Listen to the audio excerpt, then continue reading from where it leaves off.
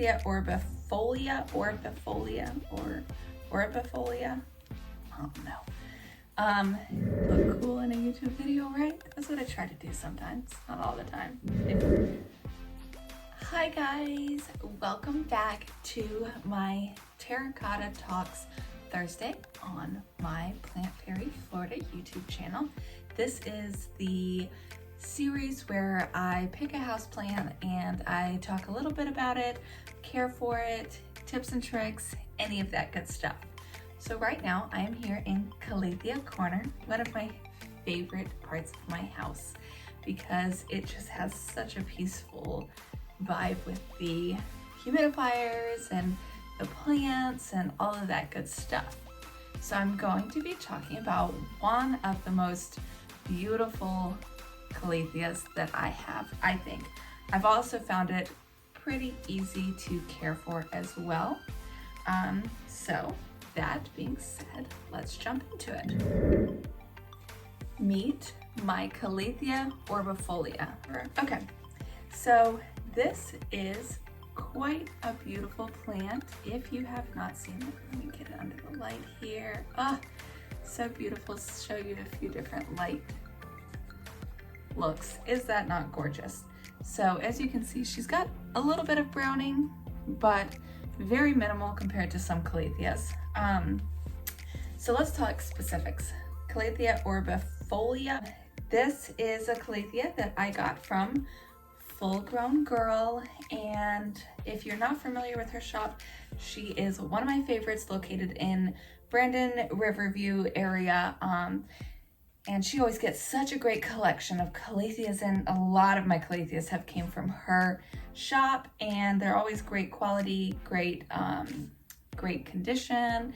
Never had a problem with them. The only problems I've had are me caring for them. Calatheas, as you may well know, are a little bit more difficult and fussy. And if you're thinking about Calatheas, let me just say that they sometimes can struggle and sometimes they can do really well. So don't shy away from them if you're a little bit more in the advanced stages of your houseplant journey.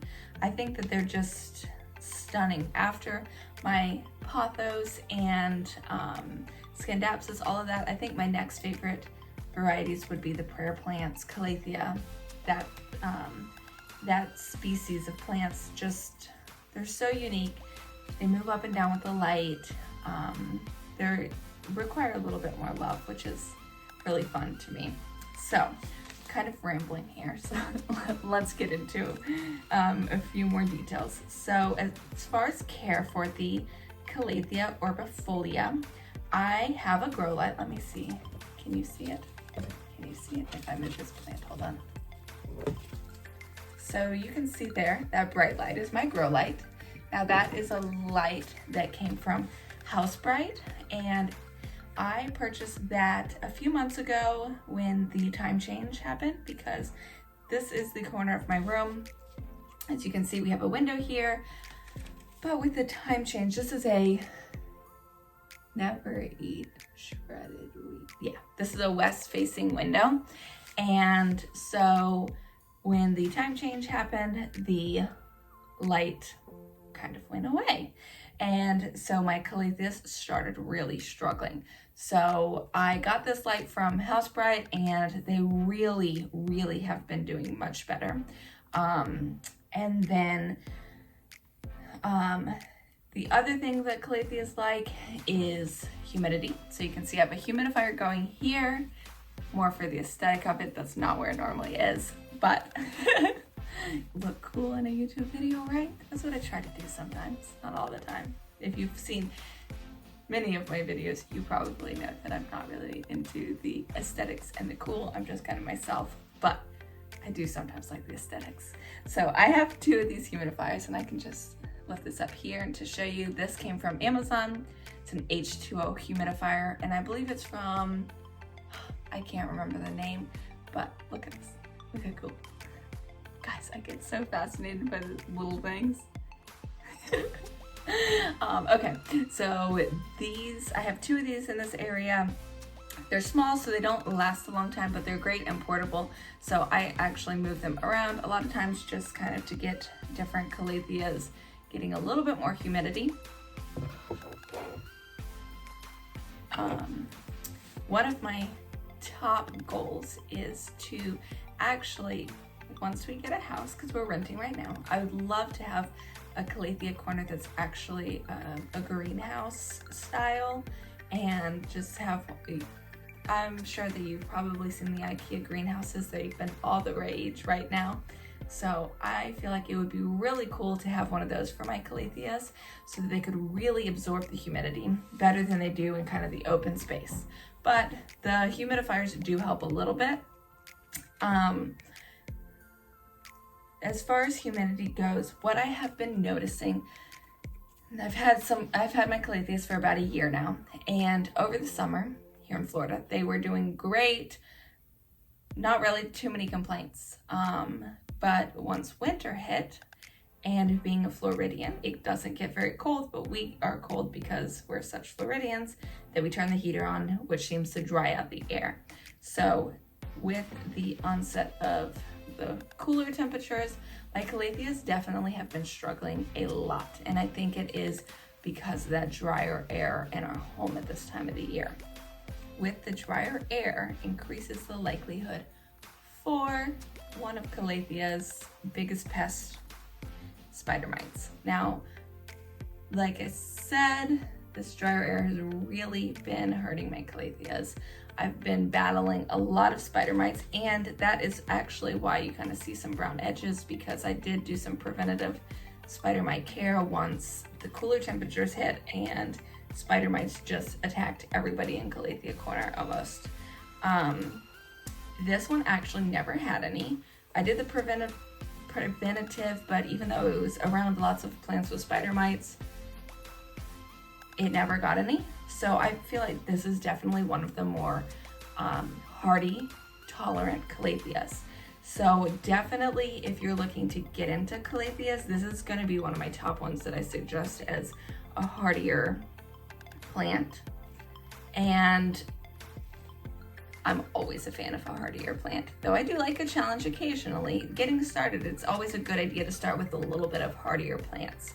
So yes, definitely something to keep an eye out for is spider mites, and I've treated them with a range of different things, but my favorite and most effective spider mite treatment I've done has been using water, a little bit of neem oil, lemon essential oil, and peppermint essential oil, and just like a few drops of all of those things.